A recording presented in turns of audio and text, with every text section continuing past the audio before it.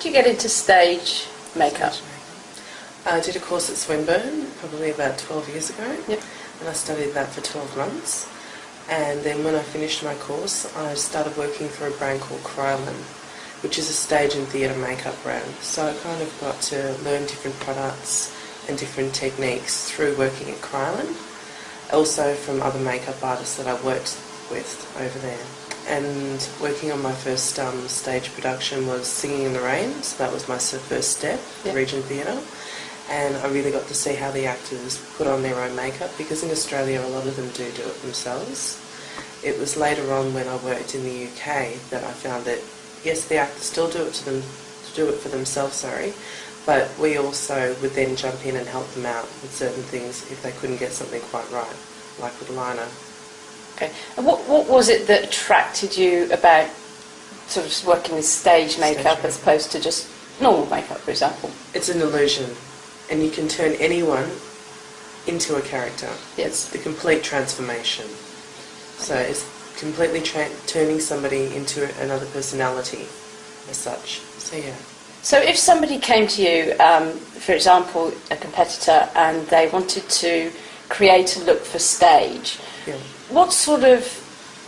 what would be the first thing you looked at when you saw that person? I mean, do you look at particular features, or how is it that you come up with the idea for a look? For me, it comes pretty naturally. I look at a person and I'll analyse their whole face instantly from the moment of looking at them. And it's just a thing that I've done from day one. So what is it that you analyse? So Can you just talk us through your steps? I will analyse their eyes, their bone structure. I'll look at their skin, I'll look at their hair and eye colour. So in a competition, I'll ask them what colour costumes are you wearing? Are you wearing jewellery? And how tanned do you get? Yep. Okay. So that's what I look at. And sorry, excuse me. And could you sort of take us through what colours work for different complexions? Okay. When you're doing a stage environment, you need it to be very bright and very electric and bold. Why is that? To reach the audience. So if a person has something very soft like a daywear, it's not going to come up on camera. It's not going to come up against the dark skin, and it won't work with their eye colour. So you need something that's really opaque and really electric to reach the audience as well as to reach the camera. So what is it about stage lighting then that requires a different sort of makeup? The lighting in stage is extremely bright because it is right on the face. So if the eyes or the skin is not dark enough or bright enough, it can just wash you out. So you can end up looking very pasty on the face, like you've just got a white shadow.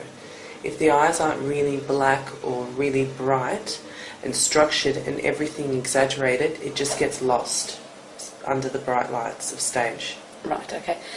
Sorry, excuse me. So when you're doing a look for a person, do you try and emphasise the whole face, or do you pick out a single feature, say their eyes, for example, and accentuate them? What is it, or does it depend on each individual? It will. Everybody's features are completely different.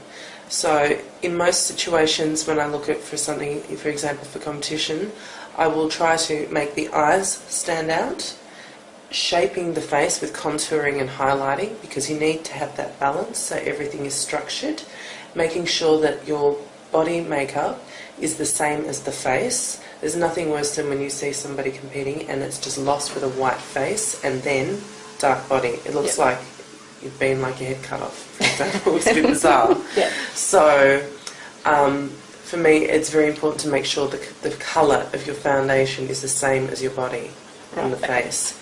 And then you can do bright lips as well, but I think it really comes down to the personality of the person, because you want to emphasise that person and make sure that they feel comfortable as well. Right, okay. So it really is an individual basis? Yeah, it is, definitely. Okay. Like some people would be really loud and say, yeah, I want both things standing out, or no, I prefer my lips to be a bit more subtle. So it really goes down to that person and how they feel to make them feel comfortable. Okay, so just take us through sort of colour combinations. If you had a fair-skinned blonde with blue eyes, what sort of colours work well for eyes or lips? I would tend to say anything goes, because I like to break the rules with all my makeups. So if someone's like got fair hair and then blue eyes, I would say go with golds. Go with those warm tones, the copper tones. All of those things that is going to make the eyes stand out. Even wear reds. Why not? You can wear red eyeshadow. Wear coppery browns with that. And then emphasise it in the outer corner of the eye with a bit of black. For someone who is maybe a bit more darker, like got dark hair or brown eyes, you could go something like electric blues, but you could still wear silvers and golds and all those sort of tones. You can wear then warm aubergines. You could put olive greens. I'm trying to think of my colours. Purples, big fan of purple, but purple can go for anybody, I believe. So you'd put purple on the eyes for someone who's like brunette hair, brown eyes? Yeah, put it like an electric purple, and then fading it out and mixing other colours into it. Then you could even throw a copper through the eyes with the purple. That complements really beautifully as well. So what about somebody, a redhead with really pale skin? I usually stick to warm tones again. Purples look great on, like light violets sort of colours look great on a redhead. Warm rusty browns, coppers. I was trying to think of my wheel chart. Peaches. Peaches look beautiful, really peachy tones. Yep. Apricots, all of that sort of like oranges look amazing. Okay. But they need to be linked in well. Then you knock in with like a deep aubergine colour with it. What's aubergine? Sorry, I don't know. Aubergine is like aubergine, eggplant. Yes. Yeah, eggplant. Eggplant, okay. Yes. Sort of Okay. Colour. And what about say a Mediterranean type complexion? Similar to what I said with the brunette, that you would with a brunette sort of features and olive skin. I would go then like greens. You could go blues.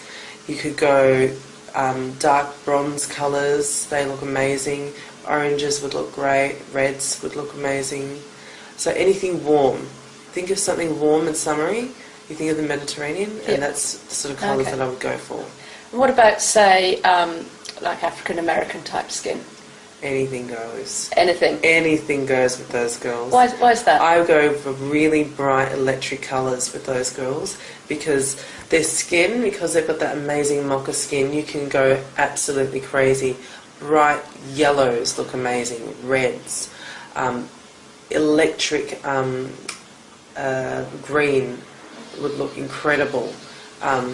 Silver you could do, definitely. Silver would look great, but you have to be careful. Sometimes it looks a bit strange.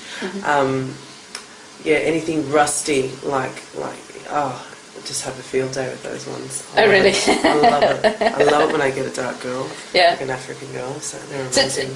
So does the darker the skin give you more flexibility, would you say? Or Yeah, I'd say definitely. Oh, really? When the skin's a bit more darker, you can get a bit more crazier with the makeup. You can go really out there. Make sure it's always like really opaque so it's got a nice high coverage to the colour and building up the colour. So yeah. So what brands of makeup would you recommend for creating a look for a competition and being on stage? I'm a big fan of Illamasqua because their pigments are extremely high. What do you mean by that? The pigments, they deliver very high coverage. So the colour you see is what you get that goes on the skin. You don't want to use a brand that's very sheer because if it's sheer, it won't come up on stage. You need something high coverage. Okay. So all of their eyeshadows, their lipsticks, everything is high coverage. So I'm a big fan of Illamasqua. I do like some of the MAC products as well. A lot of girls use MAC. Yeah, I do like a lot of theirs, but I find that it is a sheerer texture and it takes more building. With Illamasqua, it's just fast. It's a lot quicker. I use everything. Other brands I like is Smashbox. Smashbox has got some great colours. Makeup Forever. They're amazing. Kryolan, you can't go past, Kryolan. That's the mother of all theatre makeup. It's been around for about 80, 90 years. Who else do I like that's stagey? Just thinking, sorry, brain going. Gorgeous Cosmetics got some nice colours as well. Ben Nye, he is amazing. Ben Nye makeup, hard to find, but worth it. Incredible. And these brands are all available in Australia? Yes, they are. Okay. Yeah, they just take a little bit of research to find. So yeah. Just search online or something? Yeah, exactly. Okay. Like Makeup Forever you can get in Adelaide. Yep. Smashbox you can get in all stores around Australia through Kit. who else? Mac, we know where they are. And Krylon, they've got their own little boutique store in Little Collins Street. I'm going to have to get you to write that down, actually. Yeah.